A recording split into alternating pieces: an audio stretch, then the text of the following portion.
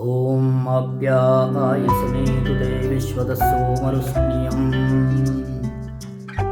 भवावाजस्य जङ्गदे श्रीमहादाधिग्रावण्णो कारिशं जिष्णोरस्वस्य वाजिनः सुराभिनोखाः करत्नायूं चितारिषदा मधुना स्तवयामि मूलमन्त्रेण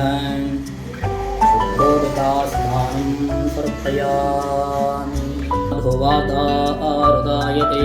मधुक्षरन्ति सिन्धवाः माध्वेन सन्तोषदे मधुनक्तमदोषदो मधुमत्वार्तिमं रजाय मधोद्यौरस्तनः पिता मधुमान्नो वनस्पतिर्मधुमामस्तु सूर्यः स्वादुःस्वदिव्याय जन्मने स्वादुरिन्द्राय सोवीतनाम्ने स्वादोर्मित्राय वरुणाय वायवे वस्वतये मधुमामदाभ्यः शर्करया स्तपयामि मोदमनाय मनोन्मनाय नमः घोरेभ्यो घोरेभ्यो घोरघोरेभ्यः सर्वेभ्यः सर्वसर्वेभ्यः प्रकाशमहादेव सर्वान्तस्ते वरावः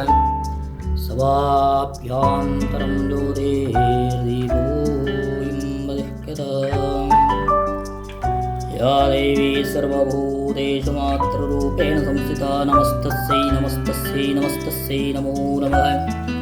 या देवी सर्वभूतेषु युक्तिरूपेण संस्थिता नमस्तस्यै नमस्तस्यै नमस्तन्यवर्णां हरिणीं सुवर्णरजतस्रजां